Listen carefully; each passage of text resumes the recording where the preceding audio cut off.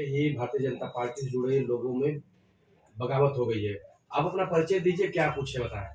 मैं बाबूलाल राजभर, राष्ट्रीय अध्यक्ष सोशल समाज पार्टी राष्ट्रवादी, जो बीजेपी के साथ हिस्सेदारी मोर्चा के मैं घटक दल हूँ और संयोजक हूँ। क्या कहना है, ओम प्रकाश राजभर मंत्री बन गए हैं और आज आपने प्रेस वार्ता बुलाई है, अचानक आज को प्रेस वार्ता बुलानी पड़ी, क्या कारण? देखिए, अचानक यह कार्य करने के इसलिए किया जा रहा है कि आज हम लोग बीजेपी एनडीए से हम लोग अलग हो रहे हैं। उसकी मुख्य वजह यह है कि जिस सन 2022 के विधानसभा चुनाव में जब ओम प्रकाश राजभर जी समाजवादी पार्टी के साथ अपने दल बल के साथ अपने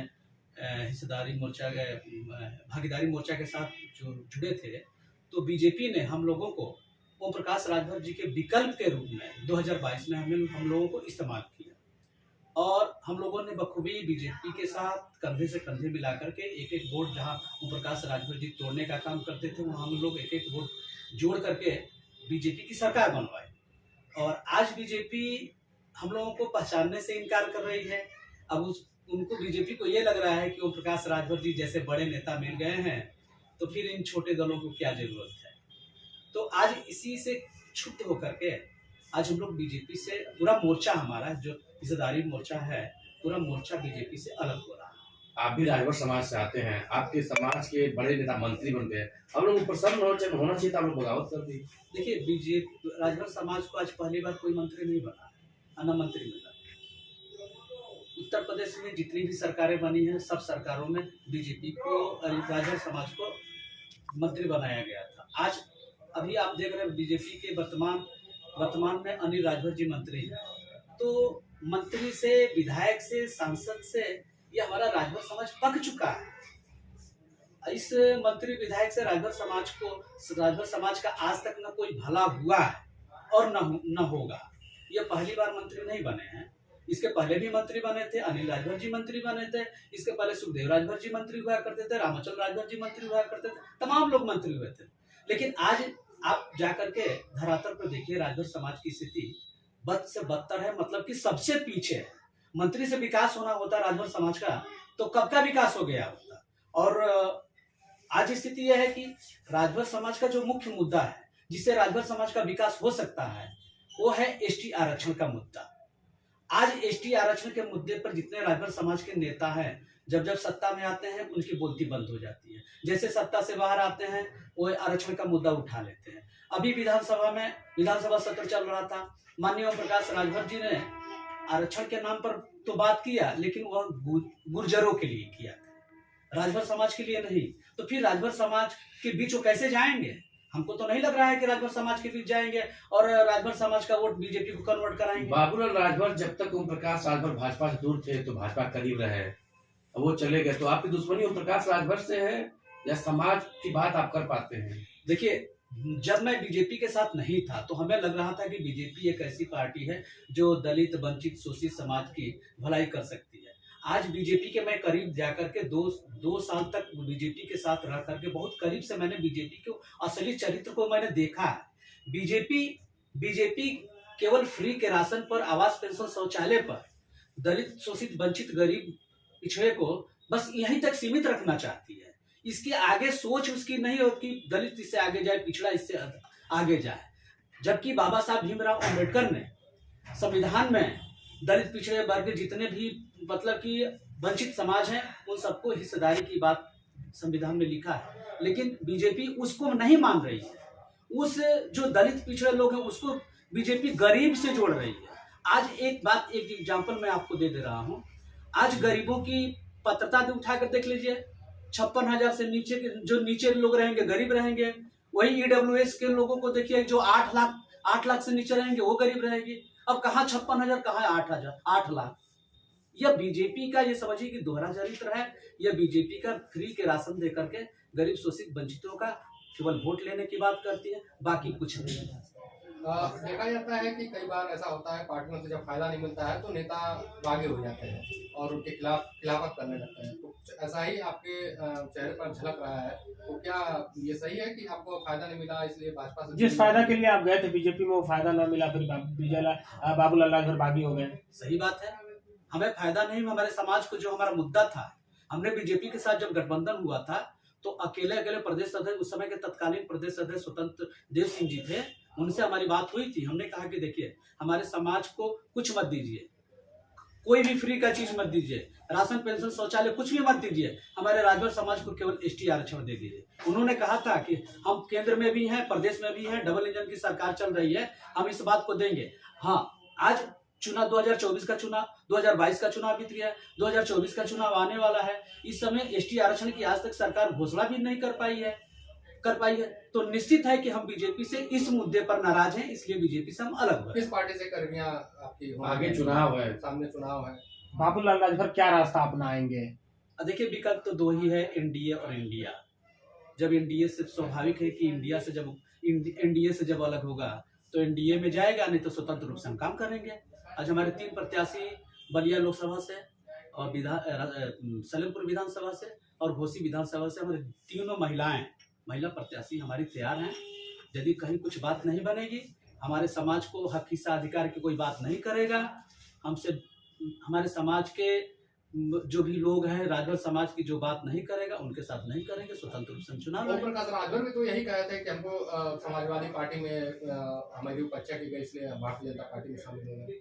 ओम प्रकाश राजभर की हर बात तो जुमला खुद ही कहते हैं, तो जनता कैसे आपकी बातों को भरोसा करे? उनसे पूछा जाए कि जब हर बात आपकी जुमला है तो फिर जनता आप पर भरोसा कैसे करे?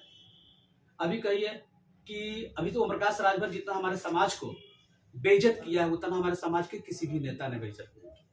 ओम प्रकाश राजभर, यही ओम प्रकाश राजभर है जो अभी उसके पहले कहते थे कि जितनी उत्तर प्रदेश सरकार के 1 महीना का बजट है उतनी हमारी समझदारी थी। ये क्या है? समाज का मतलब समाज का बड़ाई कर रहे हैं कि क्या कर रहे हैं? आज कहते हैं कि मुर्गी चरे भरोटी में ओट दे चमरोटी में, ये क्या है? आप पिछड़ों की बात करते हैं, यादवों को गाली देते हैं कि 2 बजे के बाद उनकी बुद्धि खुलती है।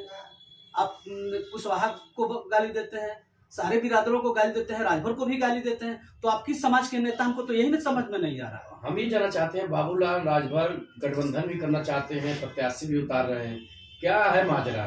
देखिए पार्टी गठबंधन के लिए नहीं बना है, पार्टी हम बनाए हैं किसी का सपोर्ट करने के लिए नहीं बनाए हैं। यदि समान विचारधारा के लोग हमारे साथ आएंगे तो उनके साथ कंधे से कंधे मिला के चलेंगे, नहीं तो हम पार्टी अकेले अपने दम पे बनाए हैं। अब चुनाव लड़ेंगे आप घोसी में?